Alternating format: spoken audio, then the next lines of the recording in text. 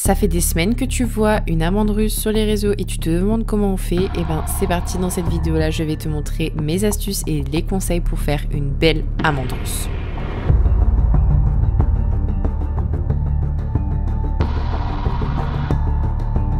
Ça y est, la vidéo tant attendue sur cette fameuse forme est enfin disponible aujourd'hui, j'espère que vous êtes contents. L'année dernière, j'avais posté cette photo-là et ça vous avait beaucoup plu et vous m'avez demandé d'en faire une vidéo, donc ça y est, c'est le moment. Et aujourd'hui, nous allons parler de la forme amande russe. Avant toute chose, vous devez savoir que l'amande russe se nomme différemment en fonction des marques. Donc vous allez voir, cette vidéo est vraiment simple. À vrai dire, l'amande russe est vraiment très simple à réaliser parce que c'est juste une question de l'image. C'est-à-dire, nous allons faire tout d'abord une forme moderne et ensuite on va juste incliner notre lime et vous allez voir, c'est super simple et ça va nous donner une amande russe. J'espère que le tuto va vous plaire et je vous laisse avec la vidéo. Je commence avec la préparation de mon ongle, donc j'applique mon eye prep et ensuite je vais commencer par appliquer ma base. Ne faites pas attention à ma plaque. Il y avait des restes de base blanche, nude, etc. Donc ça faisait un petit mélange.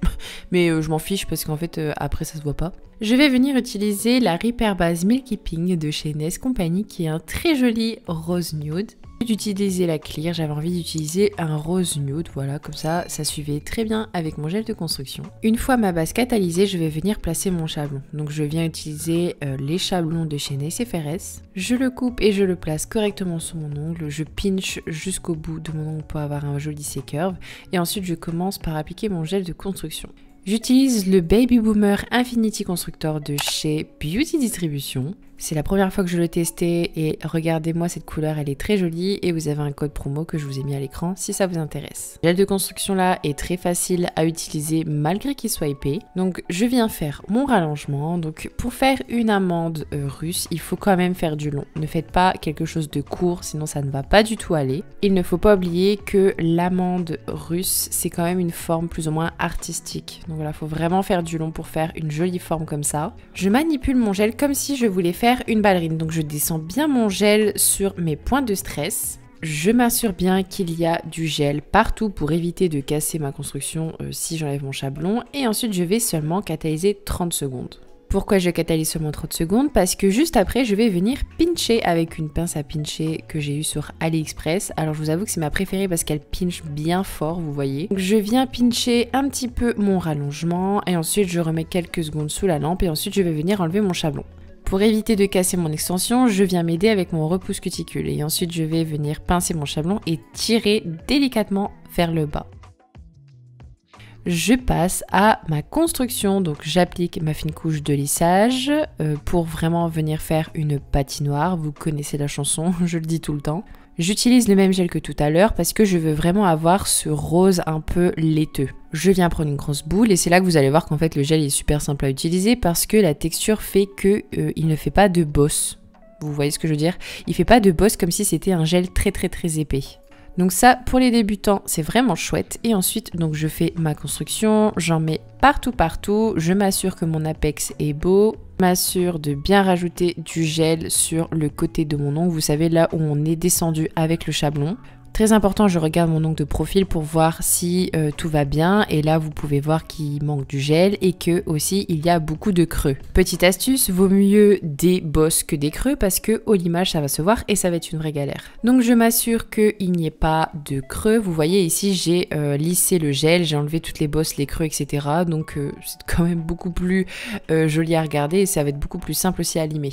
Et encore une fois, je vais venir seulement catalyser 30 secondes pour pouvoir pincher mon ongle. Donc je le pinch pour vraiment avoir ce joli C-curve que je n'arrive pas à avoir avec mon chablon. Et je viens pincher comme ça pendant quelques secondes et ensuite je replace sous la lampe et on va passer au limage qui est quand même l'étape la plus importante. Je prends ma meilleure lime de chez NSFRS et ensuite je vais venir faire ma forme. Je regarde mon ongle seulement de face et non de profil. Tout ce qui est de profil, on s'en occupera après. Donc une fois que j'ai fait ma belle forme amande, ensuite je vais venir désépaissir avec mon embout emery qui vient de chez Fresnel Shop. C'est pareil, vous pouvez bénéficier d'un code promo que je vous laisse à l'écran. Comme je dis toujours, il n'y a pas de petites économies. Et tout ce que je lime avec mon embout emery, c'est tout ce que je ne vais pas limer avec ma lime. Donc c'est quand même un bon gain de temps. Mon embout Emery, c'est l'Emery 240, donc c'est le plus fin. Je vous le dis parce que je sais que j'ai beaucoup de questions concernant quel grain j'utilise pour mes embouts Emery. Et les embouts Emery verts, perso, c'est mes préférés. Donc vous avez vu, je regarde bien mon ongle de profil, si tout va bien, et ensuite je passe à la lime pour vraiment venir désépaissir.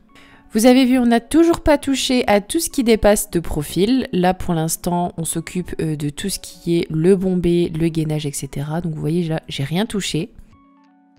Et c'est parti, on va commencer le plus important. Je vais venir limer mes points de stress. Donc je mets ma lime bien droite et je vais limer jusqu'à temps que ma lime arrive à mon point de stress. Bien sûr, je mets ma lime bien droite et je vais faire la même chose donc du coup de l'autre côté. Et ensuite, je vais venir placer ma lime en dessous de mon ongle et je vais comme ça la biseauter comme vous voyez en vidéo. Je vous ai fait un autre angle pour que vous puissiez bien voir ce que je fais. Et vous avez vu, c'est très important, ma lime touche les deux extrémités de mon ongle. Et là, c'est à ce moment-là que je vais venir limer. Je lime jusqu'à temps que ma lime arrive donc au bout de mon ongle, comme vous le voyez ici en vidéo. Je suis désolée, c'est très compliqué à expliquer, mais j'espère que vous me comprenez bien. Et voici ce que ça donne. Ensuite, je passe un petit coup de buffer pour vraiment venir lisser le tout. Et comme je disais aussi, je voulais revenir sur ça. Point très important, il faut absolument que votre lime touche les deux bouts de votre ongle si vous voulez vraiment avoir quelque chose de nickel. En gros, pour avoir quelque chose de parallèle, quoi. Et voilà, je vous laisse avec le résultat final.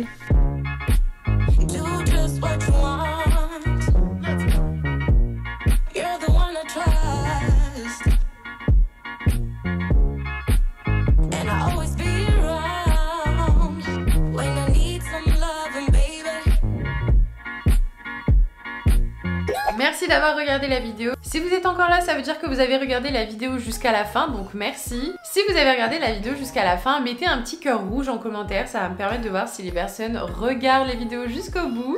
Si vous reproduisez la forme, n'hésitez pas à m'identifier sur les réseaux, ça me ferait très plaisir de voir vos retours. Je vous dis rendez-vous à dimanche prochain pour une nouvelle vidéo et je vous fais de gros bisous. Bye bye!